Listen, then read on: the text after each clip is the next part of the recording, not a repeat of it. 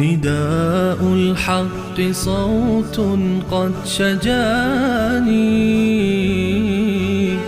وبلغني الحقيقة والأمان. بسم الله الرحمن الرحيم. الحمد لله رب العالمين، والصلاة والسلام على سيد الأنبياء والمرسلين حبيبنا محمد و علی آله و صحبه اجمعین. بینندگان عزیز و گرامی، سلام الله علیکم و رحمته و برکاته. در خدمت شما عزیزان هستیم با قسمت دیگری از این برنامه تماس مستقیم و تریبون آزاد برای شما عزیزان که می توانید به طور زنده و مستقیم در این برنامه شرکت بکنید، دلگفته‌هایتون رو با ما و با بینندگان عزیز در میان بگذارید. این برنامه شماست و ما در خدمت شما عزیزان هستیم و موضوعات این برنامه رو شما تعیین می‌کنید. اما قبل از اینکه تماس‌های شما عزیزان رو بگیریم، یکی دو موضوعی است که من دوست دارم در موردش صحبت بکنم. اول اینکه در هفته‌ای که گذشت باز هم جنایتکاران خوارج و تکفیری های گمراه در افغانستان دست به جنایت زدند و یکی از مسئولین دولتی رو در ولایت بدخشان به قتل رساندند و بعد از اون در مراسمی که مراسم فاتحه گیری یا عزاداری که بود، در آنجا یک ماشینی رو منفجر کردند که تعداد زیادی از مسلمانان کشته و زخمی شدند. در طول تاریخ اسلام وقتی شما ببینید این گروه گمراه و غالی، این تکفیری های خارجی، از زمان اصحاب رسول الله صلی الله علیه و سلم که اینها به وجود آمدن و عرض اندام کردن، جنایت آفریدن تا امروز که ما مسلمانان شاهدش هستیم. حتی به اصحاب رسول الله صلی الله علیه و سلم و به کسانی که الله سبحانه و تعالی بشارت بهشتی بودن آنها رو داده بود هم اینا رحم نکردن. سیدنا علی رضی الله تعالی عنه رو به شهادت رساندن و حضرت عمر بن خطاب رضی الله تعالی عنه رو به شهادت رساندن و تعداد زیادی از صحابه رو با غدر و خیانت به شهادت رساندن و تا امروز هم این سلسله ادامه دارد. الله سبحانه و تعالی توسط رسول الله صلی الله علیه و سلم امت اسلامی را همیشه به اعتدال و وسطیت امر نموده است. از غلو و افراط و تفرید مسلمان ها رو برحذر داشته است. من بارها صحبت کردم در مورد صفات این گروه باطل و گمراه، اما دوست دارم که باز هم به طور مختصر در این برنامه صفات از این انسان‌های گمراه رو، انسان‌های تکفیری و خوارج دوران رو برای شما عزیزان بیان بکنم. یک سری صفاتی که در قرآن کریم و در سنت رسول الله صلی الله علیه و سلم ذکر شده است. رسول الله صلی الله علیه و سلم یک از صفاتی که در مورد خوارج بیان می‌کنن در حدیث صحیح حدثاء الاسنان، حافظ ابن حجر رحمه الله میگوید که یعنی انسان‌های جوان‌های کم سن و سال. امروز می‌بینید که جوان‌های کم سن و سالی هستند که با حفظ کردن یکی دو آیه و حدیث همه مسلمانان جهان را تکفیر می‌کنند. دیگر صفات آنها این است که سفهاء الاحلام، یعنی با احلام و با آرزوهای بیهوده و سفیه که بدور از عقل و منطق باشد اینها صحبت میکنن و نمونه‌هاش رو ما میبینیم. غرورشون، تکبر بیجایی که دارن، حتی نماز و عبادات و ایمان مسلمان ها رو مسخره میکنن و خودشون رو برتر از همه میدانن. و خیلی هم یکی از صفاتشون که خیلی جالب است که خودشون رو خیلی انسانهای دیندار و انسانهای پاکیزه جلوه میدن و فهمشون از قرآن فقط از گلوشون پایینتر تجاوز نمیکنه. یعنی فقط آیه میخوانند، دم از قرآن میزنند، اما عمل به قرآن در وجود آنها تجلی نمی کند. و صفت دیگرشان تکفیر و حلال دانستن خون مسلمان ها است. جالب این است که رسول الله صلی الله علیه و سلم در حدیث متفق علیه می‌فرمایند که یقتلون اهل الاسلام و یدعون اهل الاوثان، اهل اسلام را میکشن و کفار و بت پرستان را رها میکنن. و ما در طی این سالهای اخیر دیدیم که در عراق، در سوریه، در خیلی از کشورها، در افغانستان با کفار، با مرتدین، با منافقین کار ندارن، با روافض کار ندارن، با صلیبی ها، با یهود و نصارا کار ندارن. همیشه در پی این هستن که در کجا علما، دعوتگران یا مردمی که به طرف مساجد و عبادتگاه ها می روند را هدف قرار بدن، چون این یک دسیسه استخباراتی است برای ضربه زدن به اسلام. باور کنید به حدی مردم رو از رفتن به مسجد ترساندن که مردم دیگه به مساجد، به نماز جمعه و عید با ترس و لرز می روند.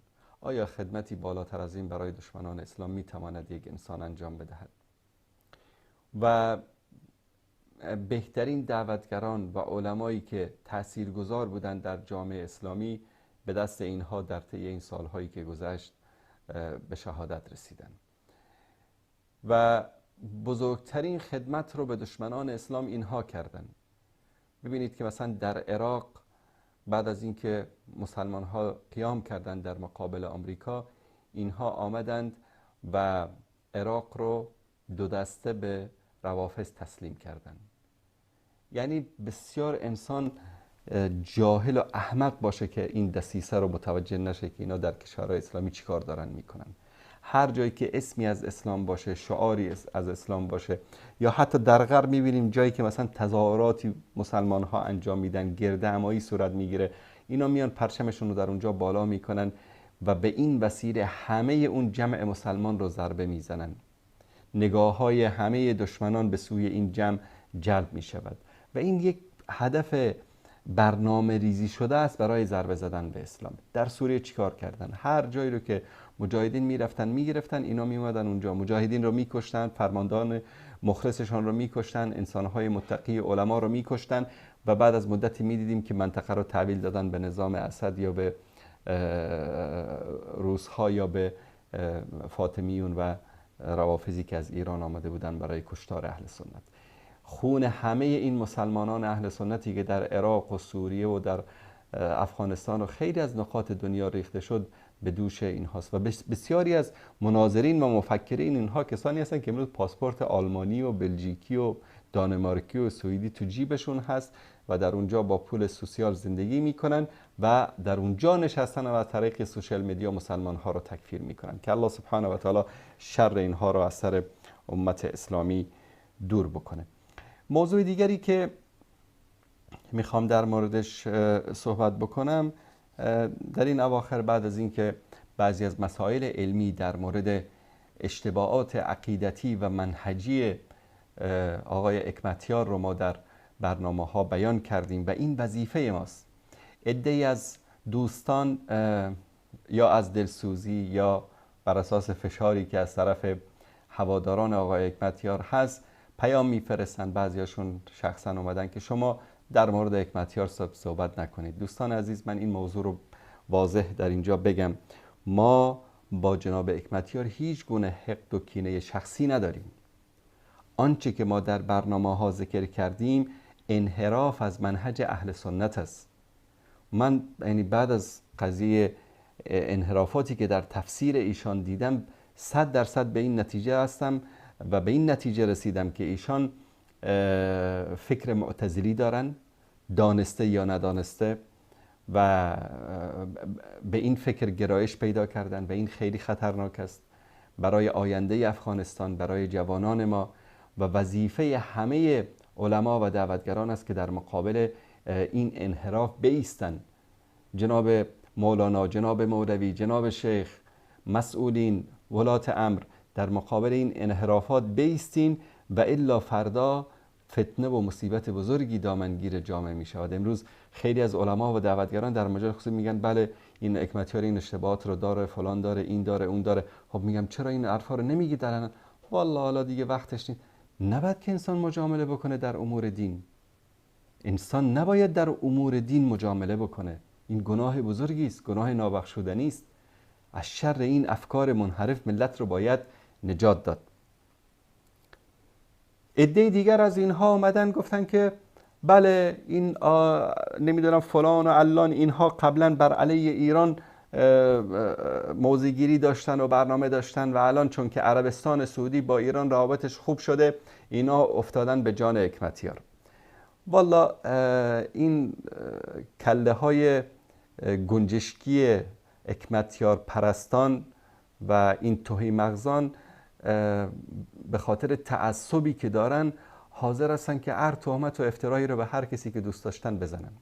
من در اینجا به خاطر ایضاح امر موضوعاتی رو خدمت شما عزیزان بیان میکنم. اول اینکه ما هیچ وقت با ایران دشمن نبودیم، با ملت ایران، با ایران دشمن نبودیم. اصلا ما قائل به این مرزهایی که در بین کشورهای اسلامی است نیستیم. همه مسلمان ها با هم برادرن و آرزوی ما این است که روزی باز کشورهای اسلامی با برداشتن این مرزهایی که استعمار در بینشان قرار داده در کنار هم برادروار زندگی بکنن. برای ما افغانی، ایرانی، ترک، عرب، عجم فرقی نمی کند. همه ما مسلمانیم و غایه و هدف ما دین است، اعلای کلمت الله است. بله، با حکومت ایران دشمنی داریم، با روافضی که با اصحاب پیامبر و ناموس پیامبر توهین میکنن، لعن و نفرین میکنن، قربتاً الی الله دشمنی داریم، عداوت داریم و هیچ وقت این عداوت و دشمنی ما به خاطر مسائل سیاسی و مصالح کشورها کم و زیاد نمیشه. آنچه که مهم است برای ما دین ماست، آنچه که مهم است برای ما عقیده ماست، آنچه که برای ما مهم است قرآن و سنت است. خدا کنه که روابط ایران با همه کشورها خوب باشه یا با همه کشورها بد باشه، این تغییری در اعتقاد ما ایجاد نمیکنه. این انسانهای جاهل و احمق نمیدانن که ما تقریبا حدود 5 سال میشه که ما عربستان رو ترک کردیم، در عربستان سعودی زندگی نمی کنیم و زمانی که در اونجا زندگی هم می کردیم، از اونجا برنامه هم داشتیم، هیچ وقت تابع سیاسات عربستان سعودی نبودیم. و اگر کمی عقل و شعور داشته باشن به آرشیف برنامه ما مراجعه بکنن میبینن ما در زمانی که همه کشورهای اسلامی به استثنای یکی دو کشور در کنار جنایتکاران تروریستی که در مصر انقلاب کردن بر علیه حکومت منتخب مردمی مرسی رحمه الله، ما برنامه زنده داشتیم در دفاع از ملت مسلمان مصر، برنامه زنده از رابعه داشتیم از داخل عربستان سعودی. حتی یادم میاد مدیر شبکه کلمه با من تماس گرفت، بابا این خودکشی داری چی کار میکنی؟ به کی تکیه کردی؟ همون موقع من کنار استودیو بودم، کوه احد معلوم میشد. گفتم شیخ به کوه احد تکیه کردم. ما که اونجا نوشتیم وصال حق، باید حرف حق رو بزنیم. در کنار انقلاب مردم مسلمان سوریه ایستادیم، در کنار مجاهدین مسلمان عراق ایستادیم، از اونها دفاع کردیم، در کنار مبارزین و مجاهدین مسلمانی که حالا به هر اسمی باشند، طالب بود، حزب بود، هر کسی بود، در مقابل اشغال افغانستان، در مقابل آمریکای جنایتکار و ناتویی که در اونجا حضور داشتن، ما همیشه صحبت کردیم، برنامه گذاشتیم. زمانی که این علقه مزغه‌های حکمتیار پرست هنوز به دنیا شاید نیامده بودند، من در مورد ولا و برا 20 سال پیش من 90 دقیقه نواری دارم که در همه جا نشر شده و عقیده خودم رو بیان کردم. حالا یکی از زیر لاف ننش بلند شده که بله اینها نمیدونم جاسوس انگلیسن، اینا جاسوس آل سعودن، اینا وهابیان، اینا سلفیان، اینا فلانن، اینا اینن. بابا جان اگر عقل دارید، منطق دارید، علم دارید، بیاید جواب بدید. ما انحرافات فکری یا منهجی جناب حکمتیار را از کتابهاش، از صدا و تصویر خودش رو برای شما بیان کردیم. بیاید جواب بدید. خدا پرست باشید، حکمتیار پرست نباشید، حق پرست باشید. ولا ترکنوا الی الذین ظلموا، در کنار ظالم نیستید. ظالم معنی نیست که حالا خدا نکنه فکر بکنه که ما میگیم که حکمتیار ظالم است. هر کسی که از راه حق منحرف بشه ظالم است. این افکاری که تفسیری که ایشان از قرآن داره، تفسیری که از حدیث داره، اعتقادش در مورد احادیث، این افکار اعتزالی است، افکار فرقه منحرف معتزله است. دانسته یا ندانسته افکار اونها رو داره ترویج میده در جامعه. ما نه حقی داریم نه کینه‌ای داریم با اونها. و بعضیاشون اومدن گفتن که بله اینها نمیدونم از فلان استخبارات پول میگیرن، از فلان استخبارات پول میگیرن. مگم انسان خیلی احمق باشه که این حرفا رو بزنه و احمق‌تر از اون کسایی باشن که این چیزها رو باور بکنن. اگر ما میخواستیم در خدمت استخبارات کشورها قرار بگیریم، حالا به یک نان و نوایی رسیده بودیم. ما همیشه در کنار حق ایستادیم و از حق دفاع میکنیم. شخصیت پرست نیستیم. اومده بعضیاشون گفتن که بابا حکمتیار نمیدونم 10 کتاب نوشته، شما چه نوشتید؟ ببینید الذين حملوا التوراة ثم لم يحملوها كمثل الحمار يحمل اسفارا. تعداد زیاد کتاب نوشتن دلیل حقانیت هیچ کس نیست. علامه مجلسی شیعه رافضی که بابی داره در اثبات کفر ابوبکر و عمر و عثمان، بیش از 300-400 کتاب نوشته. بهارالانوارش 110 جلد است. دلیل بر حقانیت علامه مجلسی که نیست. علامه اونا البته. خمینی، خامنه‌ای 10 کتاب نوشتن. دلیل حقانیت اونهاست؟ دلیل حقانیتی نیست که انسان کتاب زیاد نوشته. جناب حکمتیار صاحب کتاب‌های زیادی نوشتن و شما چی کار کردید؟ ایشان جهاد کردن که کردن به خاطر خدا کرده. جهاد به خاطر ما کرده. جهاد رو انسان فی سبیل الله میکنه. من جاهد لتكون کلمت الله هی العلیا فهو فی سبیل الله. کسی که جهادش برای اعلای کلمت الله باشه، نه به خاطر اینکه مردم امروز نازشو بردارن، منتشو بکشن که والا جهاد کرده. جهاد رو به خاطر خدا کرده. تنها او هم جهاد نکرده. همه ملت افغانستان جهاد کردن.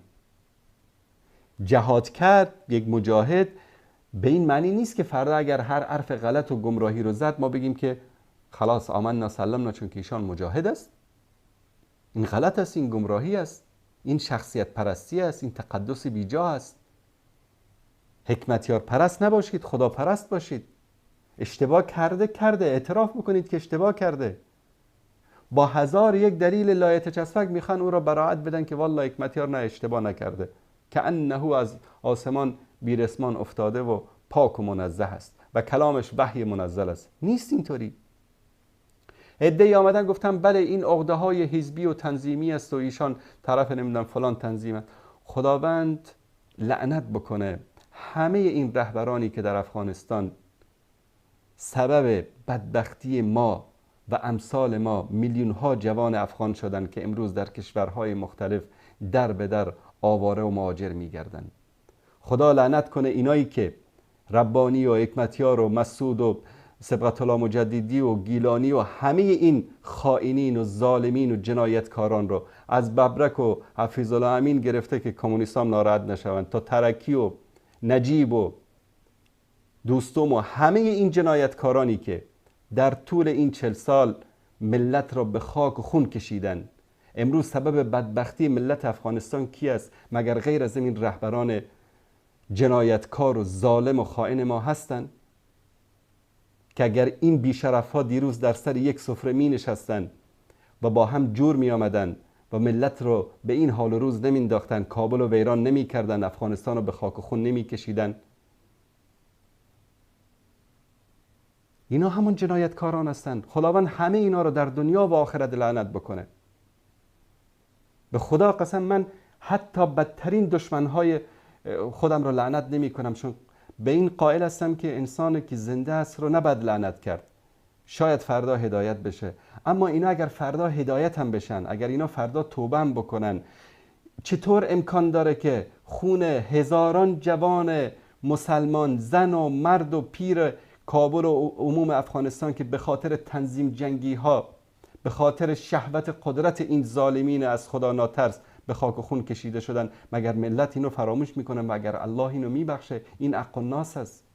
خانه های هزاران نفر رو مگر امینا در تنظیم جنگی‌هایشان خراب نکردن؟ مگر سگ‌های اینا قلم و چمن و زرداد و فلان و چه در حزب بود، چه در جمعیت بود، چه در جنبش بود، چه در محقق و مزاری و کابلی و جنایتکاران رافیزی و احزاب افتگانه و دوازدگانه، همه اینها در خون این ملت دست دارن، همه اینها در خرابی این کشور دست دارن. خداوند همه اینها رو در دنیا و آخرت لعنت بکنه، رسوای دنیا و آخرت بگردانه که سبب بدبختی و بیچارگی میلیون ها نفر افغان بیگناه شدن. امروز جوانان ما در سر مرز ایران در یک ماشینی که 4 نفر سرنشین باید بشانن، 17-18 نفر جوان افغان رو در اونجا در صندوق و در صندلی عقب و در همه جا مانند حیوانات در اونجا، باور کنید حیوانات رو کسی اونجا جا نمیکنه. این قاچاقچیای لامصب اینها رو در این ماشین ها قاچاق میبرن به ایران. به خاطر چی؟ به خاطر یک لقمه نان. به خاطر که این رهبرای جنایتکار و خبیث و دیوس ما اگر اینها وطن فروشی نمیکردن، اگر اینها خیانت نمیکردن، ملت ما، جوانان ما به این روز حال میرسیدن؟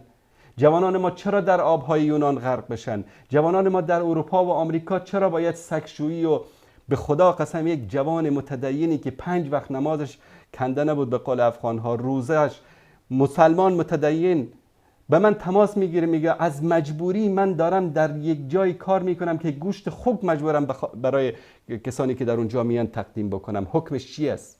اگر این کارو نکنم از گرسنگی میمیرم. سبب این بدبختی جوانان ما، این همه افغانهایی که در سراسر دنیا بدبخت و بیچاره میگردن، در مرز ترکیه روزانه ما در اونجا افغانهایی که از گرسنگی، تشنگی، سردی، از برف جان میدن، در ایران، در پاکستان هزاران نفر از خواهران ما، مادران ما، پیر ما، جوان ما در زندانهای پاکستان به آنها تجاوز میشه، اهانت میشه، شکنجه میشن به خاطر شما رهبرای دیوس بی غیرت که یک عمر در افغانستان غیر از خیانت کار دیگری نکردید. حتی در دوران جهادم نصف جهاد شما در تنظیم جنگی و برادرکشی گذشته. 2 دست آخر افغانستان رو به آمریکا و به صلیبی‌ها تحویل دادید. ما نه طرف این تنظیم هستیم نه طرف آن تنظیم. نمیخواستم بحث‌های سیاسی رو باز بکنم، این مسائل رو بگم، دوستم ندارم. بحث ما بحث علمی مطلق بود. آقا در تفسیرش اشتباه هست، در فهمش از احادیث و آیات اشتباه هست، بیان کردیم. این فلان تنظیم است، این طرف فلان رهبر است. نه بحث ما سیاسی است، نه بحث ما تنظیمی است. اگر بخواید این رو باز میکنیم. والله برنامه بگذارم روزانه 1 ساعت در مورد جنایت این تنظیمات تک تکشون براتون صحبت بکنم. تلفن رو باز بکنیم که ملت مسلمان ما، ملت رنج دیده ما در مورد جنایت‌های این رهبران خائن و وطن فروش ما چی میگن. فرزندانشان در بهترین دانشگاه‌های شرق و غرب و کشورهای عربی درس میخوانند. ملت بیچاره ما نان برای خوردن ندارن از دست این جنایتکاران. به کی نفروختن افغانستان رو؟ عده‌ای به ایران فروختن، عده‌ای به پاکستان فروختن، عده‌ای به سعودی فروختن، عده‌ای به آمریکا فروختن، عده‌ای به روسیه فروختن، عده‌ای به چین فروختن. بعدم افتخارم میکنیم که ما ملت قهرمان افغانستان، ما این رهبران بی غیرت ما، رهبران جنایتکار ما. بعد تعجب من در این است که هنوز هم 4 نفر انسان احمق توهی مغز پیدا میشه که از اینها تا سرحد کفرم دفاع میکنه. یکیش نوشته خب جناب حکمتی هستم، این تفسیری که از مرغان حضرت ابراهیم کرده این تفسیر دقیق و علمی است. احمق بیشور. عبدالله ابن عباس صحابی پیامبر، شاگرد پیامبر، حبر امت، تفسیر میکنه، میگه حضرت ابراهیم 4 تا مرغ رو کشت، تیکه تیکه کرد، مخلوط کرد، در کوه ها گذاشت، صدا کرد، آمد.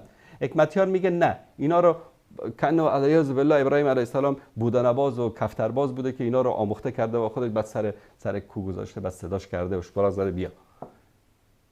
بعد میگه حرف حکمت یوسف دقیق تر است. حرف صحابه رو رد میکنن، حدیث پیامبر رو رد میکنن، حرف حکمت یوسف نباید رد بشه. کانه کی از حکمت یار که حرفش نباید رد بشه؟ بعد دیدیم ادبشون، اخلاقشون، برخوردشون، صحبت هایی که میکنن، لحن پر از حقد و کینه ای که دارن، قضیه رو نمیدونم سلفیت و وهابیت و اینا. چرا میخواید سیاه‌نمایی بکنید؟ چرا مردم میخواید از حق منحرف بکنید؟ حتی دعوتگرانی که ما چقدر به اونها اعتقاد داشتیم که انسانهای مخلصی هستن، اما وقتی که مسئله حکمتیار پرستی آمد، دین و اسلام و شریعت و قرآن و سنت همه رو پشت پا میزنن. تکفیری ها هستن، سلفی ها هستن، وهابی هستن، چه ربطی داره؟ انقدر که ما تکفیر شدیم توسط تکفیری ها، شما نشدید.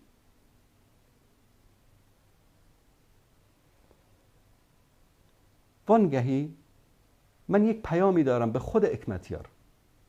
جناب آقای حکمتیار، آیا یکی از برادرانی که دکترا در حدیث داره از دانشگاه اسلامی در نزد شما نیامد؟ انحرافات شما در فهم حدیث را مکتوب به دست شما نداد؟ با شما در جریان جلسه‌ای که حدود 2-3 ساعت دوام پیدا کرد مناقشه نکرد؟ برداشت‌های خطای منهجی شما را بیان نکرد؟ جناب مولانا عبدالسلام عابد مگر با شما در جلسه خصوصی ننشست انحرافات شما را در فهم سنت پیامبر بیان نکرد؟ همین جناب وزین صاحب که معاون شما بودن در انتخابات، آیا انحرافاتی که در فهم شما از احادیث هست یک مقاله بیان نکردن؟ چرا گوش نمی کنید به حرف اونها؟ چرا بر باطل خود دارید اصرار می کنید؟ انسان باید حق رو قبول بکنه. آیا یک رد علمی بر گفته های این علمایی که با شما نشستن، اشتباهات شما را بیان کردن دادید؟ نکردید. و این خیانت است. خیانت به دین است. کسانی که سکوت میکنن و کسانی که طرفداری بیجا میکنن. شخصیت پرست نباشید، رهبر پرست نباشید، تنظیم پرست نباشید.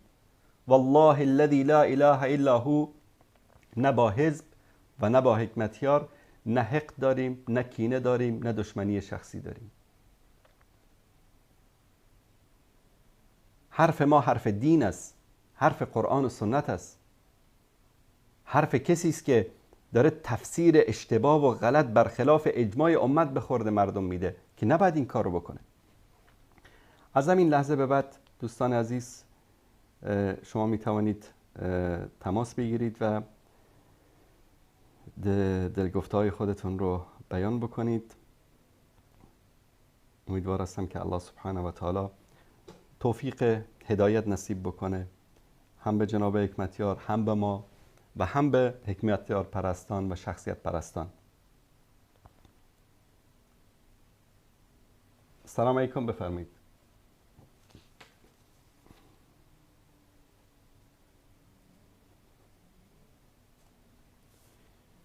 دوستان عزیزی که تماسشون برقرار میشه لطف بکنن صدای گیرندهشون رو ببندن و با ما از طریق تلفن صحبت بکنن و سعی کنید وقتی تماس میگیرید مشکل اینترنت نداشته باشید. اگر از طریق موبایل تماس میگیرید جاتون رو عوض بکنید تا صدای شما رو ما واضح و آشکار داشته باشیم.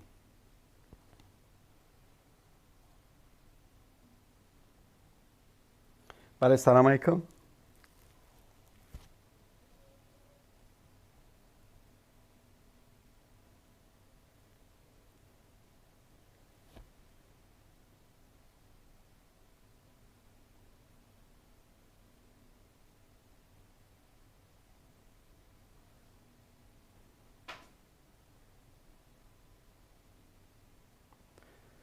بیننده گرامی سلام علیکم، بفرمایید.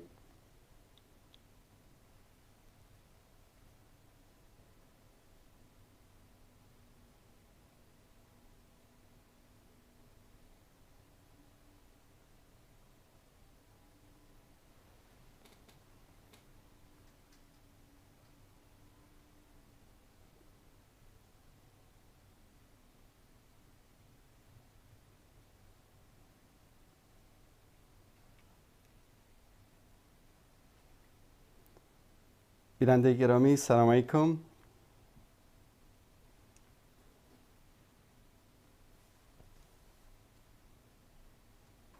من احساس می کنم که خط تماس ها مشکلی داره.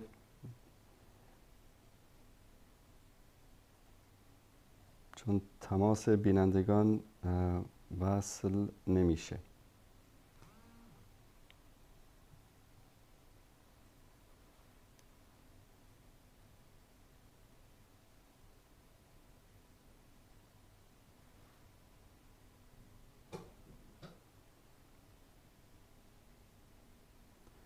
خب دوستان عزیز، یک میان برنامه کوتاهی میبینیم تا ببینیم که مشکل تماس ها چی است. انشاءالله بعد از این میان برنامه دوباره خدمت شما عزیزان خواهیم بود و تماس های شما بزرگواران را خواهیم داشت.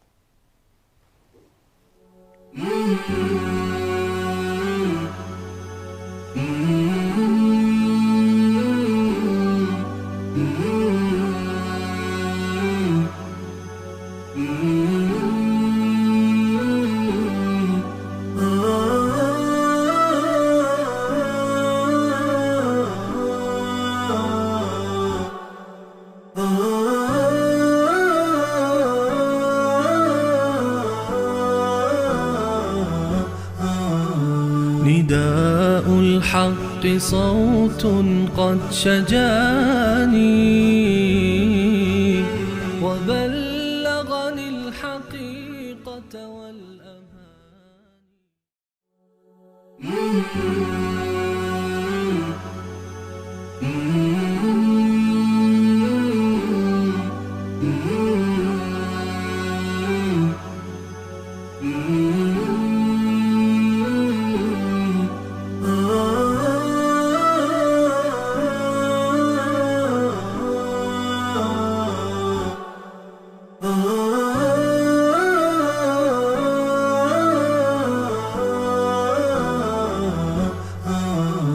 نداء الحق صوت قد شجاني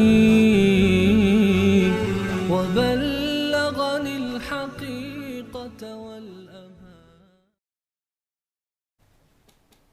با سلامی دوباره خدمت بینندگان عزیز و گرامی. مثل اینکه مشکل رو دوستان برطرف کردن، تماس بیننده عزیز رو میگیریم. بله سلام علیکم، بفرمایید.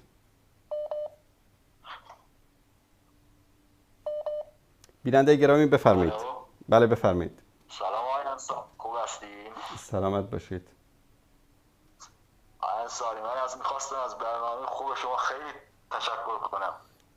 تشکر از شما. زنده باشید. سلامت باشید. خیلی لطف دارید. استاد انصاری، من خودم میخواستم بگم که من خودم شیعه رافضی بودم که الحمدلله به فضل الله ثم به فضل شما موحد شدم. الله سبحانه و تعالی به شما صبر و استقامت نصیب بکنه.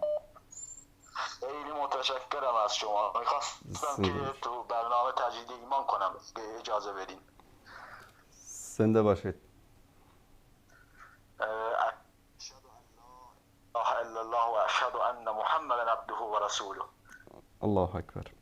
الله مطالب ستون بکنه، به شما صبر و ثبات و استقامت نصیب بکنه. زنده باشید. الله عزوجل شما رو حفظ کنه، در سنگر حق شما رو حفظ کنه. سلامت باشید. زنده باشید برادر عزیز. خدا نگهدار شما. خداحافظ. بیننده پرسیدن که نظرتون در مورد قرآنیون چی است؟ کسانی که حدیث رو رد میکنن و امثال حسن فرهان المالکی و عدنان ابراهیم. اینها ببینید، قضیه رد کردن احادیث پیامبر صلی الله علیه و آله و سلم این از صدر اسلام تقریبا میشه گفت از قرن چهارم شروع شد که بعضیا در مقابل عقلگرایی و الحاد و اینها اومدن بعضی از مسائلی که در قرآن و سنت وجود داشت خواستن توجیه بکنن. مثل همین قضیه کشتن مرغ‌ها توسط ابراهیم علیه السلام که آقای حکمتیار این رو رد کرده، خواستن این رو طوری به اصطلاح تشریح بکنن، تفسیر بکنن که به عقل مردم جور در بیاد. خیلی از احادیث رو اومدن انکار کردن، گفتم به خاطر اینکه با عقل جور در نمیاد. مثلا معراج رو انکار کردن، معجزات رو انکار کردن، گفتن اینا با عقل جور نمیاد. هر چیزی که با عقل جور نیامد رو انکار بکنن. من در یکی از برنامه خدمت شما عزیزان بیان کردم که عقل انسان در یک سطحی هست و کلام الله و رسول الله صلی الله علیه و سلم که کلام ایشان هم وحی است و ما ینطق عن الهوا، در جایگاه بالایی از عقل و منطق و علم قرار داره. انسان نمیتونه با عقل خودش درک بکنه خیلی از اون مسائلی رو که در جایگاه بالایی از عقل و منطق قرار داره. شاید بعضی بگن نه، ما انسان ها باید همه چیز رو درک بکنیم، همه چیز رو باید ببینیم. خب بفرما جناب انسان، شما الان برو بیرون در هوای آفتابی 1 دقیقه به طرف خورشید نگاه بکن. در این 1 دقیقه همه عصبهای بینایی شما میسوزه و شما میشید کور، دیگه نمیتونید هیچی رو ببینید. خورشید یکی از مخلوقات خیلی کوچیک الله سبحانه و تعالی است. شما نمیتونید 1 دقیقه تأمل دیدنش رو بکنید. چطور میخواهید که با این عقل بشریتون همه اسرار کائنات رو، همه اسرار ملکوت رو درک بکنید؟ به خاطر همین صفت انسان مسلمان این است که آنچه که در قرآن و سنت صحیح، این وقتی ما میگیم که حدیث، این نیست که حدیثی که آمد شما باید قبول بکنید بدون چون و چرا. حدیثی که طبق شروط و یک منهج خاصی درجه صحت رسیده باشه و صحتش ثابت شده باشه، مثل احادیثی که در بخاری هست، در مسلم هست و در کتب دیگر که علما در طول 1400 سال زحمت کشیدن، اینها رو تنقیح کردن، تصحیح کردن، برای ما تمیز امروز طبق یک منهجی، طبق یک اصولی، همینطور فله‌ای نه، هوایی نه، برای ما رساندن. پس این مسائلی که امروز شاید عقل یک انسان اون رو نمیتونه درک بکنه، به معنی این نیست که اتفاق نیفتاده.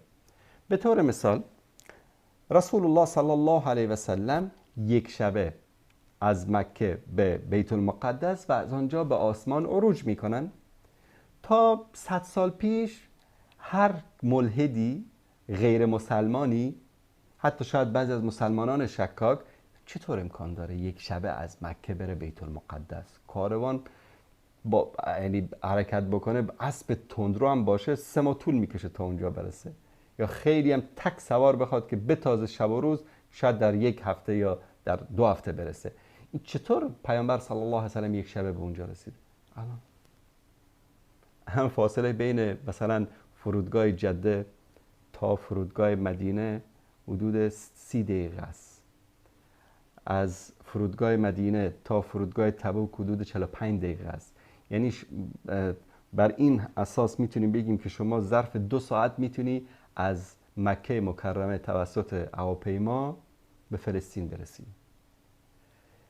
3 ساعت، 2 ساعت 45 دقیقه شما از فرودگاه منطقه مکه مکرمه میتونی، از فرودگاه جده میتونی به کجا برسی؟ به استانبول برسی. ببینید این مسافات رو امروز توسط هواپیماهای غول‌پیکر، سری و سیر الان هم دارن روش کار میکنن. میگفتم این چطور اسبی بوده که پیامبر سوارش میشه بعد این پرواز میکنه میره به این سرعت؟ امروز الان تو خیلی از شهرهای دنیا دارن رو قضیه تاکسی هوایی دارن کار میکنن که شما زنگ میزنید تاکسی هوایی میاد، به شکل یک هلیکوپتر هست، البته نه با اون سر و صدا و چرخ و فلان و این چیزا، میاد جلوی خونت، سوار میشی، هر گوشه شهر که بخوای شما رو میرسن. الان مثلا در دبی داره این چیز داره تجربه میشه. پس امروز برای اونایی که تکنولوژی مثلا تاکسی هوایی رو دیدن، هواپیما رو دیدن، قبول براق یا همون اسبی که پیامبر سوار شدن و 1 شبه رفتن به بیت المقدس و به آسمان الان قابل قبول هست، اما 100 سال پیش قابل قبول نبود برای بشر، چون که عقل بشر ندیده بود این چیزها رو، درک نکرده بود این چیزها رو. به همین دلیل خیلی از مسائلی که امروز در احادیث وجود داره که انسان‌ها مثلا یک حدیث جالبی برام بود که میگن از علامات قیامت این است که کفش‌ها سخن میگویند. برای مردم جالب بود که چطور امکان داره کفش سخن بگه. چند روز پیش یک سایت علمی خوندم که الان دارن برای انسان‌های کور دارن کفش‌هایی رو دارن طراحی میکنن که این کفش توسط به اصطلاح بیسیم و گوشی‌هایی که در گوش نصب میشه میتونه به انسان کور بگه که اینجا جلوی تو مثلا دیوار هست، جوی آب هست، ماشین هست، الان اینجا خیابان فلان هست، اینجا در خونت هست، اینجا در آپارتمانت هست. همه این چیزها رو مثل گوگل مپ بهش میگه. ببینید خیلی از چیزایی است که شاید عقل جناب حکمتیار و قرآنیون و حسن فرهان و نمیدونم عدنان ابراهیم و اینها کار نکنه، اما به این معنی نیست که اینها وجود نداره. مشکل قرآنیون همین است که میخوان هر چیز رو که با عقل و منطقشون جور نیاد رد بکنن. به خاطر همین به گمراهی رفتن. انکار حدیث یعنی انکار اسلام، انکار وحی بودن حدیث یعنی انکار قرآن کریم و این منتهی به زندقه و کفر میشه والعیاذ بالله. عدنان ابراهیم بعد از یک فتره‌ای که گمراهی طولانی داشت آمد توبه کرد از اون حرفاش، از اون افکارش، قضیه اون که تموم شد رفت. حسن فرهان المالکی شیعه شد، بعد اومد خیلی از افکار روافض رو نشر و پخش میکرد و از سرنوشتش الان اطلاع ندارم، فکر میکنم شاید زندان باشه. به هر صورت اینها انسان‌های منحرفی هستن که قابل این نیستن که ما از اونها پیروی بکنیم. بیننده گرامی سلام علیکم، بفرمایید. السلام علیکم و رحمت الله و برکاته. استاد محترم خوب هستید؟ سلامت باشید، بفرمایید. استاد محترم فقط زنگ زدم یک خواهش کوچک داشتم. بفرمایید. استاد محترم در ارتباط به یونس حکمتیار و موضوعاتی که بالا گرفت درباره کتابشان شما و استاد صدا، من خواهش کوچک داشتم، گفتم نمیشد این مسئله را، این موضوع را اگر کتبی بنویسین یک بار شما اونا محل شاهد میخوان بعض بهانه را نام پیش آوردن و میگن که اشتباه درک شده و از این مسائل شاید اگر کتبی امیر نوشته کنین با هم دیگر تبادل نظر کنین، بعد از اینکه اگر به نتیجه نرسیدین باز آهسته آهسته روی پرده تلویزیون به یک نه بهانه بر اونا بانه و نه که نه کدام موضوع گنگ باشه بین هم.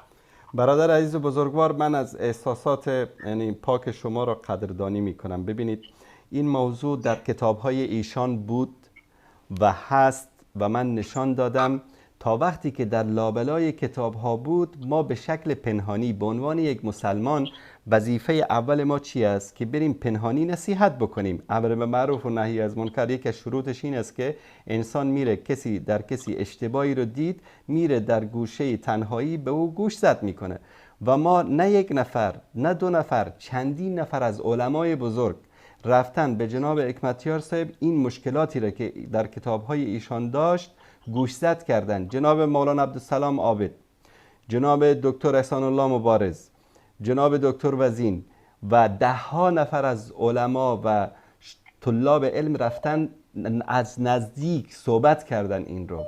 و من بارها به علمایی که از افغانستان می آمدن در مواسم حج عمره با اونا دیدار داشتم میگفتم به جناب حکمتیار صاحب بگید که این اشتباهاتشان را اصلاح بکنن. این حرف من نیست، به خاطر محمد انصاری این کارو نکنن، این خطای منهجی است. ما تا وقتی که در لابلای کتاب ها بود گاهی دیدید ما این مسائل رو در تلویزیون صحبت کرده باشیم. مثلا من 12 سال برنامه آن روی سکه داشتم در وسال حق، گاهی اوقات دیدید که من این مسائل رو صحبت کرده باشم؟ نکردم. جناب حکمتیار صاحب چند ماهی میشه که یک درس شرح صحیح بخاری به نام حکمت الباری دارن، در تلویزیون بریا پخش میشود و هر درس بعد از تقریبا نیم ساعت یک ساعت بعد از اینکه درس به پایان میرسه کلیپ ویدیویش هم در صفحه یوتیوب میگذارن. الان دیگه مسئله پنهانی نیست، الان مسئله آشکار است. ایشان آشکارا میان همان عقایدی را که در کتابهایشان بوده میان بیان میکنن. آیا وظیفه من و شما به عنوان یک مسلمان این نیست که اشتباهی رو که میبینیم به خاطر هدایت، به خاطر حفظ عقیده فرزندانمان، برادران و خواهران مسلمانمان بیان بکنیم؟ الان همین قضیه مثلا مرغای حضرت ابراهیم، ابن عباس رضی الله تعالی عنهما حرفش برای شما حجت است یا حرف حکمتیار صاحب؟ شما جواب بدید. ابن عباس میگه که حضرت ابراهیم 4 دانه مرغ را آورد، ذبح کرد، قطعه قطعه کرد، در سر کوه گذاشت و اینا را صدا کرد، اینا آمدن. حکمتیار صاحب با قاطعیت میگه که این 4 تا مرغ رو نه کشت، نه ذبح کرد، نه گدوات کرد، فقط اینا رو آموخته کرد، یک چند روز با خودش رام کرد، بعد از این اینا رو سر کوه گذاشت، صدا کرد، اینا به طرف ابراهیم آمدن. منم متن پشتو رو از کتابش خواندم، اگر اشتباه ترجمه کرده باشم شما بفرمایید که اشتباه ترجمه کردید. الان آیا وظیفه ما نیست که بگیم جناب حکمتیار اینجا شما اشتباه کردید، این تفسیر شما تفسیر معتزله است، تفسیر عقل گرایاست، تفسیر کسانی است که منکر سنت هستند. الان من حرف رسول الله را قبول بکنم، حرف ابن عباس حبر امت را قبول بکنم یا حرف حکمتیار را قبول بکنم؟ نه استاد، حرف صحابه و رسول الله. استاد نمیفهمم تفسیر نوشتن، بس دائم بس برانگیز بوده. اینا باید حداقلش اگر تفسیر نوشته کردن یا کتاب نوشته کردن، یک بار کتاب خود به علما میدادن که یک تصدیق از علما خود میگرفتن. حرف ما هم همین است، حرف ما هم همین است. خب خیر، فکر کنم استاد در تفسیر، چون اونا هم دردسرای زیاد داشتن، شاید عجله کرده باشن. شاید یا کسای چندین برنامه دیگه ای را که میدم، حتی کسایی گفتن که در تفسیرش بعض دیگرها هم اضافه کرده و نوشته توسط شاگردانش هم صورت گرفته که والله اعلم.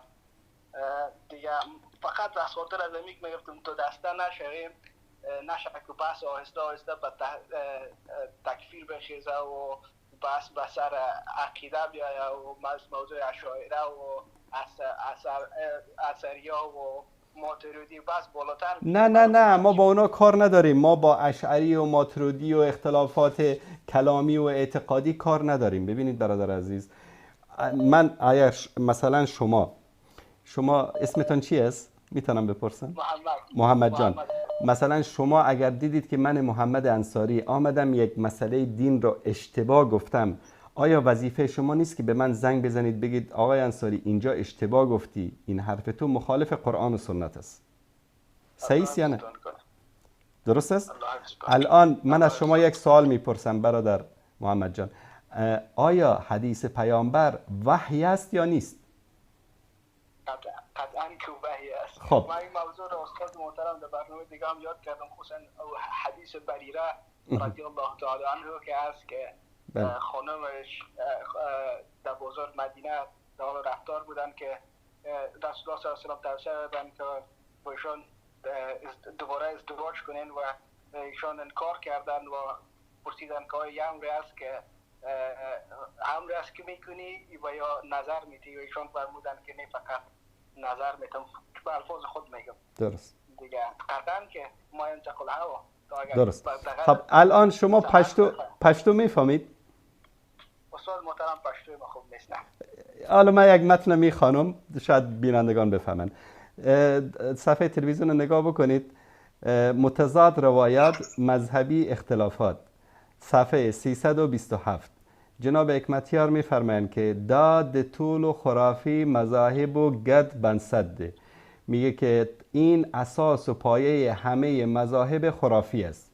سوک چوای رسول الله صلی الله علیه و سلم ته پر قرآن سرپیره وای شوی، اغوی په حقیقت کې د دغو منحرف او دین دښمنو دلو ملتیا کوي، د دغو تکمارانو تبر تلاستي اچوي او د دغوی غلط مشرب مضبوطوي. به کسانی که بگویند که بعد از غیر از قرآن وحی دیگری هم بر پیامبر شده است، اینها در حقیقت انسانهای منحرفن، دشمن دینن، با دشمنان دین همکاری میکنن و این انسانهای دغلباز و فریبکار به تبر اینها دسته میدن و اینا که هستن به اصطلاح روششان و مشربشان غلط است و همین راه و روش غلط و مشرب غلط آنها را مضبوط میکنن، یعنی مستحکم میکنن. شما رو با خدا این حرف آیا مخالف قرآن و سنت هست یا نیست؟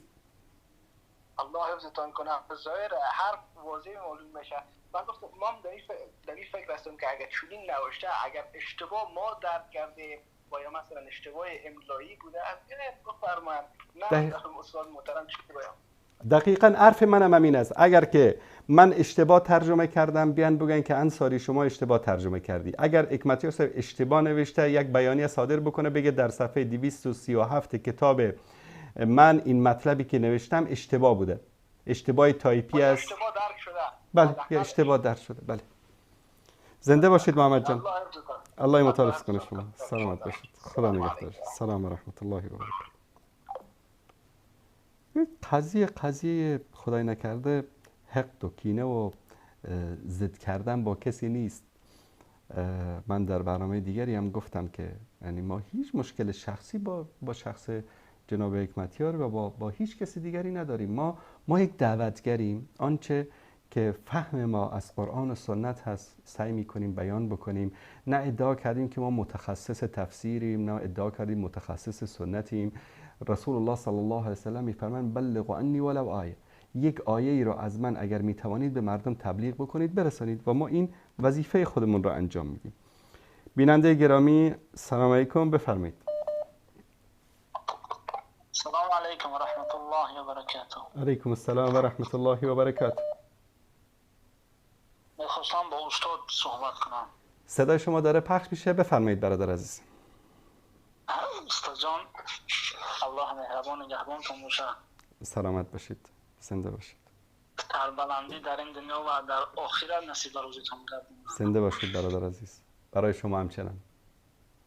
آمین. استاد جان مهاجر هستم از فدراسیون روسیه، تاجیک.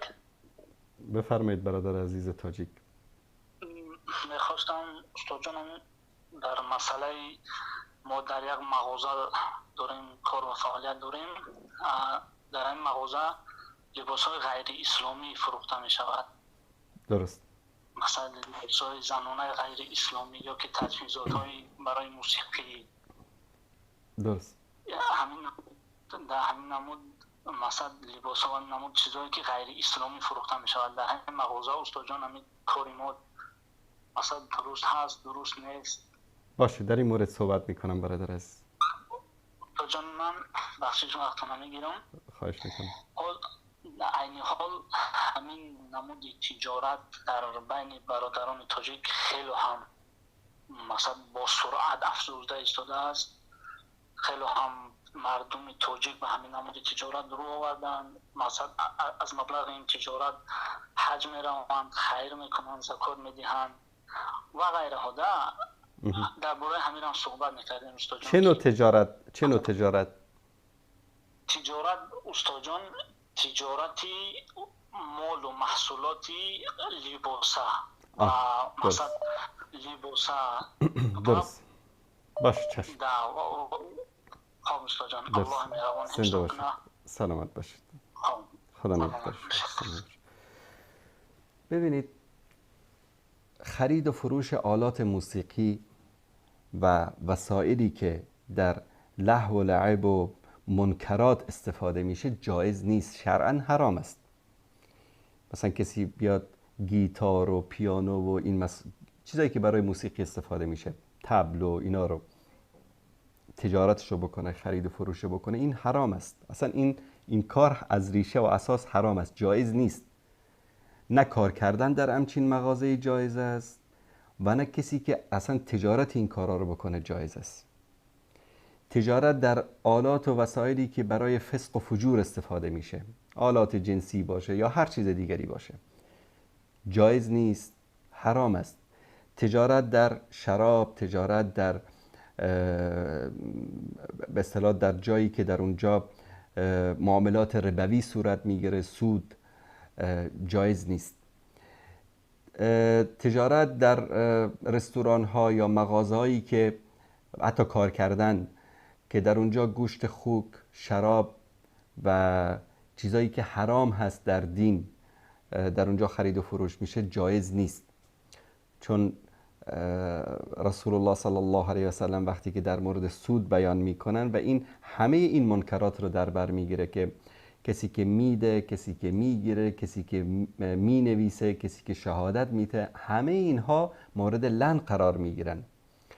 پس اصل بر این است که و تعاونوا علی البر و التقوی، با هم همکاری بکنید در چی؟ در اعمال نیک و اعمالی که در او تقوا و پرهیزگاری است. ولا تعاونوا علی الاثم والعدوان، و در کارهایی که در اونجا گناه هست و عداوت و دشمنی هست در اونجا کار نکنین و همکاری نکنید. این را اساس باید قرار بدهد انسان. در مورد لباس خب موضوع کمی پیچیده است، چون همین لباسی رو که شما شاید به عنوان لباسی که مخصوص خانم هاست در خانه پیش شوهرش باید بپوشه، خانم میاد این لباس رو میخره در کوچه و بازار میپوشه، خب این گناهش به گردن خودش است، به گردن شما نیست. اما یک سری لباس هایی است که مثلا شعار کفار هست، مثل لباس های کشیش ها یا بعضی لباس هایی که شعار کفار هست، فروختنش، تجارتش جایز نیست. اما انسان الان میخواد کار بکنه، مثل قضیه که در شروع برنامه ذکر کردم. برادر میگه که مجبور هستم کار بکنم، در ماکدونالدز کار میکنم، در اونجا مجبورم گاهی اوقات مشتری میاد و مثلا برگر گوشت خوک میخواد و من مجبورم که نمیتونم بگم من درست نمی کنم، چون الان وقت کارم است، وظیفه‌م است، براش درست میکنم. حکم این چیست؟ ببینید، ما در یک قاعده کلی در اسلام این است که انسان اگر مجبور باشد، مضطر باشد، یعنی چاره دیگری نداشته باشد، به طور مثال از گرسنگی دارد تلف می شود، در اون صورت خوردن گوشت خوک و سگ و گربه هم جایز است، به قدری که انسان این سد رمق بشود، یعنی گرسنگی انسان برطرف بشود. به مجردی که احساس کردی که مثلا قوتی گرفتی، گرسنگی برطرف شد، نباید که شکم سیر بخوری. دقیقاً همین رو میتونیم، همین معیار رو در کار و در وظایفی که وجود داره. شما مادامی که مجبور هستی، چاره دیگری نداری، اگر مثلا کرایه خونه رو ندید تو رو از خونه بیرون میاندازن، اگر مثلا تاکسی رو که بالای تو هست ندید تو رو شاید مثلا زندان بکنن، در اون صورت انسان مجبوری میتونه در این اماکن تا اندازه‌ای که رفع احتیاجاتش بشه کار بکنه. اما اصل بر این است که اگر انسان به خاطر خدا، به خاطر تقوا و پرهیزگاری عملی رو که در اون شبهه است، در اون گناه است، ترک بکنه و از الله بخواد که کاری رو براش آسان بکنه که در اون خیر هست، در اون پاکی هست، در اون حلال هست، الله سبحانه و تعالی راه رو براش وعده کرده است. ببینید، این یقین داشتن به وعده الله سبحانه و تعالی خیلی مهم هست. و من یتق الله یجعل له مخرجا، کسی که تقوا پیشه کرد الله راه رو برای او باز می کند. و من یتوکل علی الله فهو حسبه، کسی که توکلش به الله باشه الله سبحانه و تعالی برای او کافی است. میگه و یرزقه من حیث لا یحتسب، و از جایی به او روزی میده که اصلا فکرش هم نکرد، اصلا تصورش هم نکرده. این رو سرلوحه زندگی خودتون قرار بدید در همه امور. ببینید این تقوا خیلی مهم هست. انسان در همه چیز، الان انسان مثلا میاد در مورد یک شخصی میخواد صحبت بکنه، میخواد رد علمی بده مثلا به یک شخص، ما میبینیم الان حزبیا که دارن کامنت میدن زیر چیزای ما، نمیدونم شما تکفیری، شما سلفی، شما نوکر فلان، شما جاسوس فلان. یعنی اینجاست که تقوا معلوم میشه. درست است که با کسی دشمنی داری، اما سعی کن که این تقوا و پرهیزگاری رو زیر پا نکنی، تهمت نزنی، این صفت مؤمن نیست. افترا نبندی، صفت مؤمن نیست. دروغ نگی، صفت مؤمن نیست. رسول الله صلی الله علیه و سلم میفرمایند که لا تصاحب الا مؤمنا ولا یأکل طعامک الا التقی. شما رو به خدا اگر این رو ما سلوحه معاشرتمون با مردم قرار بدیم، دوستی نکن مگر با مؤمن، غذای تو را نخورد مگر انسان متقی. یعنی چی؟ دوست میگیری انسان مؤمن رو دوست بگیر. حداقلش این است که تو رو میبره به مسجد، تو رو میبره به راه درست، نصیحتت میکنه، تو رو از اشتباه، از گناه باز میداره. ولا یأکل طعامک الا تقی، یعنی مهمان نکن در خانه خود مگر انسان متقی رو. انسان متقی رو وقتی در خونه خودت مهمان میکنی، چشمش به ناموس تو نیست، چشمش به مال تو نیست، چشمش به جان تو نیست، غیبتت رو نمیکنه، بهتان به تو نمیبنده، افتراه نمیبنده. پس اگر این رو ما عمل بکنیم بهش در زندگی عملی خودمون، در معاشرتمون با مردم، چقدر زندگی های ما راحت میشه، چقدر ما احساس آرامش میکنیم. امروز 99% مشکلات ما از امین است که ما با انسانهای بد سر و کار داریم، با انسانهای بد دوستیم، داریم گناه میکنیم. نمیگه به ما که داری گناه میکنی، امر به معروف و نهی از منکر نمیکنه. انسان متقی ساکت نمیشینه، میگه نه خیر اینجا اشتباه کردی، این کار تو غلط است، اصلاح کن خودتو. پس در همه امورمان الله رو در نظر بگیریم. هر کاری که میکنیم یقین داشته باشیم که پروردگارمان ما رو داره. این درجه مهمی از درجه احسان در ایمان، در ارکان ایمان که بهش میگن ان تعبد الله کانک تراه فان لم تکن تراه فانه یراک. این رو خدا رو در نظر بگیرید در همه کارهایتون. مثلا الان میری در یک مغازه، ماهانه به شما $1000 میده، اما در اونجا مثلا همین آلات موسیقی رو شما میفروشی در بین بقیه چیزایی که هست. جای دیگه میگه که به شما 500 میدم، اما در اینجا لباسهای اسلامی رو میفروشی. الان در اینجا تقوای شما آشکار میشه. چی میگی؟ خب میرم به خاطر خدا همون $500 رو قبول میکنم، از اون $1000 صرف نظر میکنی. کسی دیگری میره $1000 رو قبول میکنه، میگه بابا $1000 خیلیه، لااقل کرایه خونم هم میشه، خرج میتونم پولی هم پس انداز بکنم. اما نهایت چی میشه؟ نهایت خداوند به همون $500 شما برکت میده و به اون کسی که $1000 میگیره برکت نمیده. شما میگه بابا این چیه، در حساب 2 تا 4 تاست دیگه، اون در یک سال میگیره 12000، من در یک سال میگیرم 6000، چطور برکت بی برکت میشه؟ اون طرف $12000 میگیره، نصف اون رو خرج دوا و دکتر و 1001 مشکل دیگرش میشه. بچهش مریض میشه، زنش مریض میشه، فرش و ظرف خونه میشکنه، خراب میشه. اما این یکی خداوند بهش تندرستی میده، صحت میده، مشکلاتی براش پیش نمیاد. آخر سال چی شده؟ این پسنداز کرده و اون تازه قرضدارم هست. این هست زندگی مؤمن، برکتی که ما میگیم الله سبحانه و تعالی عطا میکنه. هیچ وقت مقدار رو در نظر نگیرید، برکت رو در نظر بگیرید در امور دینتون.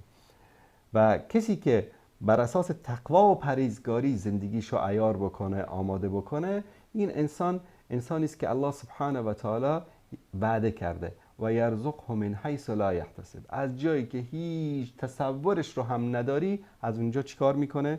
به شما روزی میده. بیننده گرامی سلام علیکم، بفرمایید.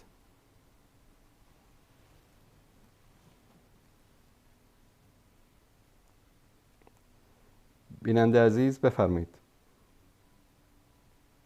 خب این دوست عزیزمان نمیخواد صحبت بکنه.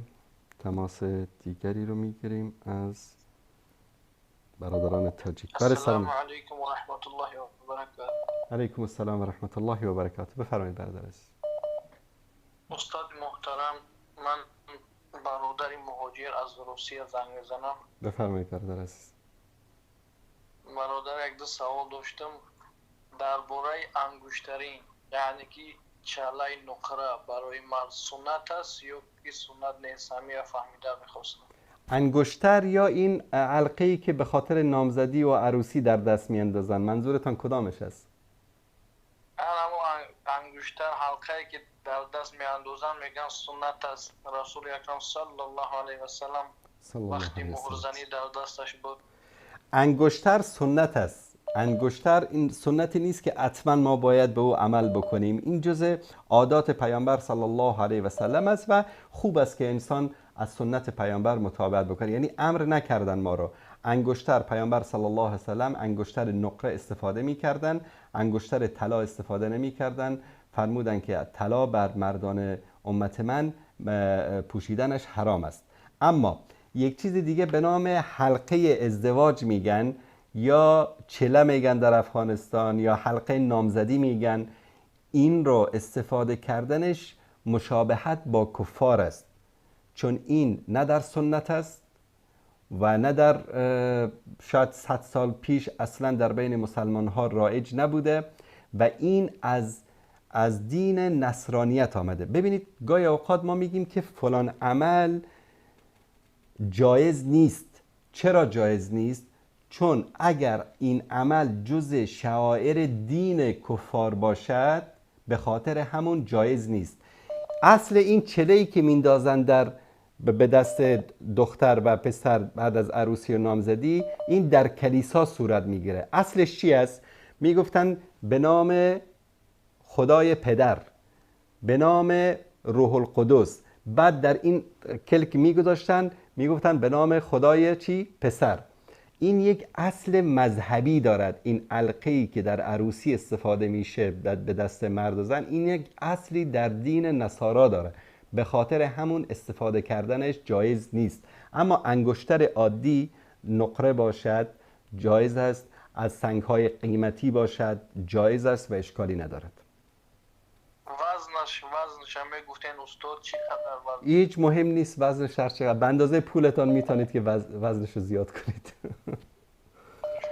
در کدام انگشتر، در کدام با یک زبان تاجیکی گویم، در کدام چلیگ میگن، در کدام پنجه است ایگو؟ فرق نمیکنه. عادتا در این کلک استفاده میکنن یا در این استفاده میکنن، هیچ فرقی نمیکنه. استاد میتونن که با دست و نشان که در کدامش ما نماز من در یوتیوب میبینم. مثلا میشود که در این انگشت. زنده باشید برادر عزیز، سلامت باشید. رحمه الله نگهبانتون در حق ما دعا کنید. الله مطال حفظتان کند. زنده و سلامت باشید برادر عزیز. الله زنده و سلامت باشید.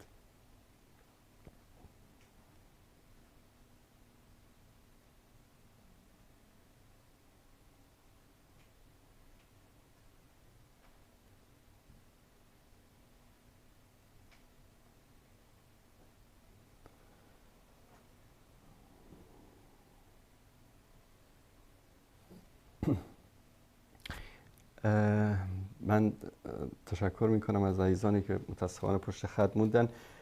بازم مشکلی در سیستم تماس ها وجود داره که نمیتوانیم تماس های شما عزیزان رو برای چند ثانیه داشته باشیم.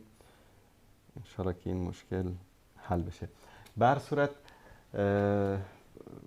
تشکر میکنم از همه عزیزانی که تا این لحظه با برنامه ما همراه بودن و الله سبحانه و تعالی به ما توفیق بده که همه امور زندگی خودمان را طبق دستورات قرآن کریم و سنت رسول الله صلی الله علیه و آله و سلم آماده بکنیم و از شخصیت پرستی، از قوم پرستی، از نژاد پرستی، حتی از مذهب پرستی دوری بکنیم و فقط الله سبحانه و تعالی رو بپرستیم و تعصب ما فقط باید در قرآن و سنت صحیح باشد. این اشخاص، کسانی که امروز به قیمت افترا و تهمت بستن به یک برادر مسلمانشون از حکمتیار دفاع میکنن، والله در قبر و در روز حشر این حکمتیار نه یک مثقال ذره‌ای به ثواب تو اضافه می کند و نه مثقال ذره‌ای از گناهان تو رو برمی دارد. اما با اون برادر مسلمانت که توهین می کنی، تهمت می بندی، اهانت می کنی، در پیشگاه ملک الجبار یوم لا ینفع مال ولا بنون، در اونجا وای میسته، یقه تو رو میگیره و میگه که الان بگو اون حرفایی که در مورد من میگفتی، بیا ثابتش بکن. یعنی گاهی اوقات شاعر میگه خوش بود گر محک تجربه آید به میان تا سیه روی شود ار که در او غش باشد. ما خیلی از علما و دعوتگرانی رو که بهشون بها میدادیم، باور بکنید تا حدی رسیدن که از هیچ توهین و اهانت به خاطر حکمتیار فروگذار نکردن، تا حد شماتت هم رساندن عداوت دشمنیشون رو. و این اشتباس، و این شایسته یک انسان مؤمن و مسلمان نیست که این گونه باشد. بله، سلام علیکم بیننده گرامی، بفرمایید. سلام علیکم و رحمت الله. علیکم السلام و رحمت الله و برکاته. خوبی انشالله؟ سلامت باشید برادر عزیز، بفرمایید. آقای انصاری، یک سوال شرعی میخواستم بپرسم. بپرسید. حالا شما از ما مفتی درست میکنید آخر، بپرسید. آقای انصاری، در مورد حکم خودکشی یک کمی صحبت کنید. بله، رسول الله صلی الله علیه و سلم در حدیث صحیح میفرمایند که کسی که خودش رو بکشه به همان وسیله‌ای که خودش رو کشته باشه در روز قیامت حشر میشه، در جهنم انداخته میشه و در طول مدتی که در جهنم میمانه الی ماشاءالله به همون وسیله هر روز خودش رو میکشه. یعنی چی؟ خودش رو عذاب میده. مثلا کسی اومده با چاقو خودش رو کشته، با تیر خودش رو زده، زهر خورده، از جای بالا خودش رو انداخته، در جهنم به همان وسیله عذاب میشه. خودکشی کردن، کسی که خودکشی بکنه جاویدان در آتش دوزخ میمانه و الله سبحانه و تعالی نمیبخشه کسی که خودکشی بکنه. بعد ابدی در جهنم نیست، بعد الله تعالی نمیبخشه؟ والا تا جایی که در احادیث هست یعنی این جاویدان در آتش دوزخ میمانه.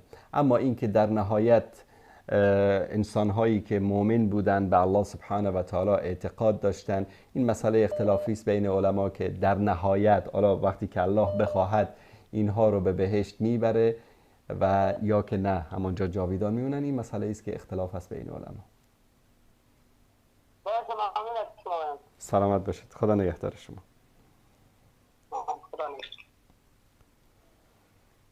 تشکر میکنم از این برادر عزیز. بله، سلام علیکم، بفرمایید.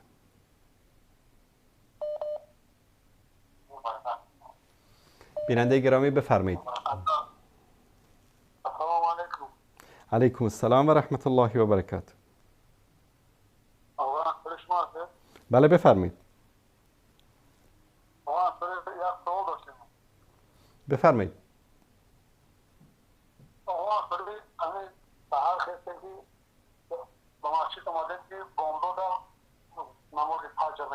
بله. بله. رسول الله صلی الله علیه و سلم در حدیث صحیح میفرمایند که بله، اجازه بدید سوال اول شما را جواب بدم. رسول الله صلی الله علیه و سلم در حدیث صحیح میفرمایند که وقتی که نماز فرض برپا شد دیگر هیچ نمازی خوانده نمی شود. حدیث صحیح و صریح از رسول الله صلی الله علیه و سلم است. حالا شما به مسجد وارد شدید که نماز صبح رو دارن به جماعت میخوانن.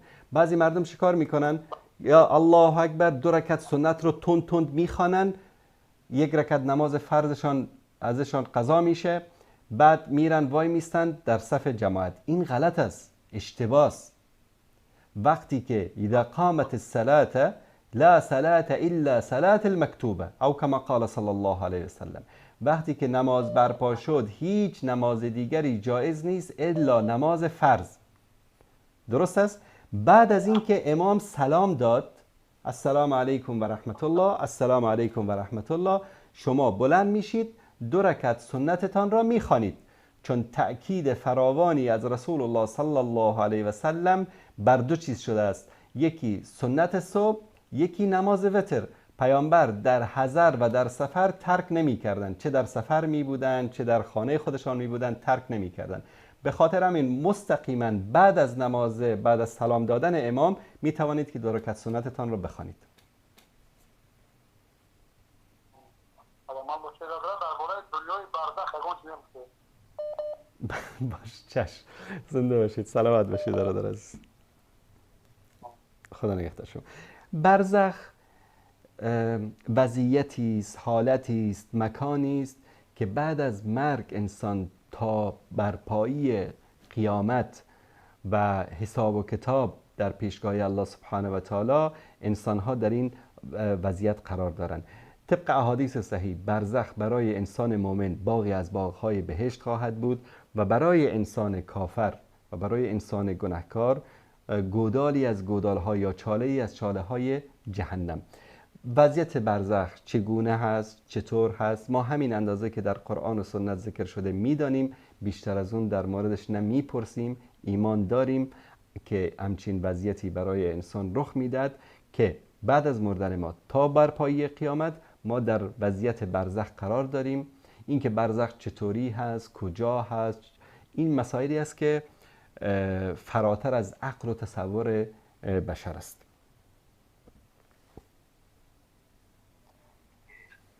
بیننده گرامی سلام علیکم، بفرمایید.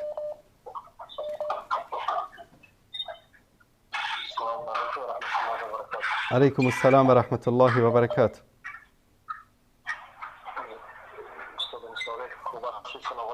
سلامت باشید، بفرمایید برادر عزیز. سلامت باشید، زنده باشید. بنده تاجیک هستم، از روسیه تماس میگیرم. بفرمایید. خواستم یک چیز بپرسم. شما در 2 برنامه گذشته و جناب داخل ناخونک حکمتیار گفتیم که اگر سعدی گفته است که خلاصه چی میخوانید، گفته است به خاطر خدا میخوانم، که شما گفتیم که به خاطر خدا نخوانید، ترکش کنید. برای من خیلی جالبه که من نفهمیدم که اون شخص چی میخواند. آن شخص قرآن را به صدای بد میخواند. یعنی الله سبحانه و تعالی به ما امر میکند که وقتی قرآن میخوانید قرآن را با ترتیل بخوانید. ورتل القرآن ترتیلا. الله سبحانه و تعالی امر میکند. ترتیل یعنی چی؟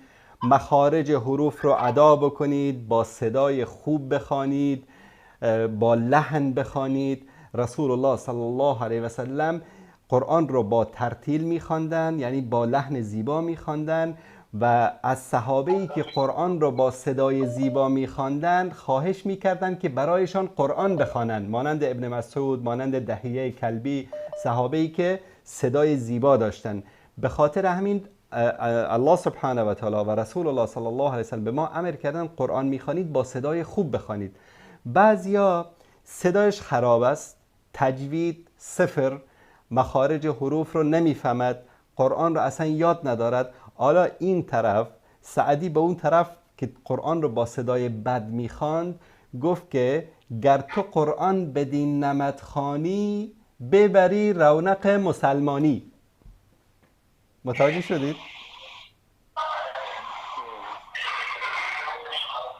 چیزی دیگر خواستم شما بفرمایید. در حق تاجیکان، در حق تاجیکستانیان دعا کنیم، زیرا که تاجیکستانیان خیلی در یک ورطه هلاکت رفته ایستادند. بسیار دین تاجیکستان زیر سوال است، عقیده تاجیکستان زیر سوال رفته ایستاده است. خدا کند که این طاغوت ملعون ابلیس هر چه زودتر الله جانش را قبض کند. آمین. این ملت الله سبحانه و تعالی ملت مسلمان تاجیکستان و همه مسلمانان را از شر ظالمین و فاسقین و مفسدین نجات بده. تشکر برادر عزیز. زنده باشید. سلامت باشید. خدا نگهدار شما. تشکر میکنم از برادر عزیز. به پایان برنامه رسیم. حدود 20 دقیقه از وقت برنامه گذشته است، اما صدای دلنشین بینندگان عزیز و گرامی سبب شد که تماس ها رو بگیریم. اما من عذرخواهی میکنم از عزیزانی که دارن تماس میگیرن و پشت خط هستن. انشاءالله در هفته‌های آینده صدای گرم شما عزیزان رو خواهیم شنید. من یک بار دیگر خواهش میکنم که این برنامه رو از مسیرش منحرف نکنیم. برنامه پرسش و پاسخ نیست، برنامه فتوا نیست، برنامه بیان شبهات نیست. سعی کنید از این برنامه به عنوان یک منبری استفاده بکنید، صدایتان رو به گوش هموطنانتان، به گوش همزبانانتان برسانید. منبری است آزاد، مجانی در خدمت شما عزیزان. یک تماسی رو که زیاد سعی کردن زنگ بزنن، این رو هم میگیریم. بله بیننده گرامی، شما چندین بار تماس گرفتید، به خاطر همون خواستم آخرین تماس صدای شما رو هم داشته باشیم. بفرمایید.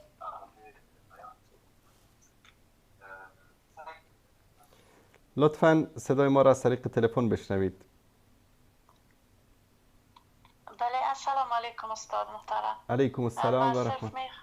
بفرمایید. بله من یک سوال داشتم استاد که وقتی که آدم هر روز سوره یاسین شریف یا رحمان شریف تلاوت کنه برابر است به تلاوت قرآن پاک یا نه قرآن پاک باید هر روز تلاوت شود؟ یکی سوالم بود و در ضمن میخواستم بگویم استاد که خداوند شما را به این جهادی که پیش انداختین مستحکم و ثابت قدم داشته باشه، چون برادر ما که پیشتر زنگ زدن این مسئله از این نیست که کدام خرابی بین دو قبیله باشه یا یک چیزی. این مسئله خداوند و قرآن است، کلام الله است که سر هر مسلمان فرض است که باید است کسی که در مقابل کلام الله بی‌احترامی کنه یا هر چیزی که باشه باید همه مسلمان ها باید از یک استند منظم بگیرن و در واقعیت استاد باشن. درست. دقیقاً. دیگه استاد شما خداوند همراهتان باشه و یک برادر ما ازش تشکری میکنم، عبدالرحمن فاتی هم اونا هم در این باره صدای خدا بلند کردن که خداوند اونا را هم ثابت قدم داشته و باشه و باید همه علما در این اصلا همشان یک جای شوند و در مقابل امی گفتار آقای حکمتیار باید بیستن، به خاطر که مسئله عادی نیست. این میتونه که بسیار انحرافات در میان مسلمان ها برانگیزه و این بسیار یک مسئله مهم است و این یک جهاد کلان است برای همگی. دیگه خداوند همراه شما باشه. شما بسیار در یک حالت امیال هستین که اجر و ثواب به انتها بر شماست، چون شما در مقابل حق استاد هستین و من خواهشم از تمام علما می است که در مقابل حق باید استاد شوند. مثلا که برادرم عبدالرحمن فاتحی هم استاد شده. دیگه خداوند همراهتان باشه. خداحافظ برادر. خدا نگهدار خواهر گرامی. خدا نگهدار شما. خواهر گرامی، در مورد قرائت سوره یاسین به شکل روزانه یا سوره رحمان، اکثر روایت ها و احادیثی که در این مورد ذکر شده احادیث موضوع و ضعیف است. حاصل بر این است که انسان همه قرآن را بخواند. مثلا یکی میگه که اگر شما سوره یاسین را خواندی که انه قرآن را ختم کردی. بالفرض اگر این روایت صحیح هم باشد به معنی نیست که شما قرآن را ختم کردی. مثلا در حدیث میاد که کسی که در رمضان عمره بکنه مانند این است که با رسول الله صلی الله علیه و سلم حج کرده باشه. آیا این حج را از انسان ساقط میکنه؟ نمیکنه. این ثوابش را است، ثوابش مد نظر هست. کسی که عمره میکنه در ماه رمضان. در مورد بعضی از سوره ها و آیات اگر که احادیثی که ولو این که صحیح هم باشد ذکر شده به معنی نیست که شما قرآن را ختم کردید، بلکه اجر و پاداش مضاعف گرفتید. حدیث صحیحی که از رسول الله صلی الله علیه وسلم بدون شک در این مورد روایت شده این است که رسول الله صلی الله علیه وسلم می‌فرمایند که کسی که یک حرفی از قرآن را تلاوت بکنه برای او 10 ثواب است. الان در حدیث می‌فرمایند که نمیگویم که الف لام میم یک حرف است، بلکه الف یک حرف است، لام دیگر حرف است، میم دیگر حرف است. یعنی شما بسم الله الرحمن الرحیم الف لام میم این رو خواندید شما 30 ثواب گرفتید الان طبق وعده رسول الله صلی الله علیه و سلم و خداوند برای هر کسی که بخواد بیشترم میده. پس اصل بر این است که همه قرآن رو انسان باید حداقل ما یک بار ختم بکنه، نه اینکه فقط سوره های مخصوصی رو در روز بخونه. بعضی از سوره ها هستن که در احادیث صحیح ثابت شدن که ما باید این سوره ها رو بخونیم، مثلا معوذتین، قل اعوذ برب الفلق و قل اعوذ برب الناس. این دو سوره رو از رسول الله صلی الله علیه و سلم روایت صحیح هست که این رو بعد از نمازهای فرض باید خواند، وقت خواب باید خواند، وقتی که اذکار صبح میگویید، اذکار شام میگویید، اینها رو باید بخوانید. در وقتی که مثلا فرزندانتان را رقیه شرعی میکنید باید بخوانید. اینا از پیامبر صلی الله علیه و سلم ثابت است. مثلا خواندن آیت الکرسی از رسول الله صلی الله علیه و سلم قبل از خواب بیدار شدن، انگام اذکار صباح، اذکار شام، انسان باید این رو بخوانه، از رسول الله صلی الله علیه و سلم ثابت است. سعی کنید که اگر میخواهید اجر و پاداش واقعی طبق احادیث صحیح پیامبر صلی الله علیه و سلم رو ببرید، حداقل روزی یک صفحه از قرآن رو، این ورد روزانه رو داشته باشید. حالا قرآن رو در 1 ماه ختم کردید، در 2 ماه ختم کردید، اینکه یک مسلمان باید حداقل روزی یک صفحه از قرآن کریم رو، یعنی این دیگه لازم و ضروری است که انسان باید تلاوت بکنه. و صلی الله علی سیدنا و حبیبنا محمد و علی آله و صحبه اجمعین و السلام علیکم و رحمت الله و برکاته.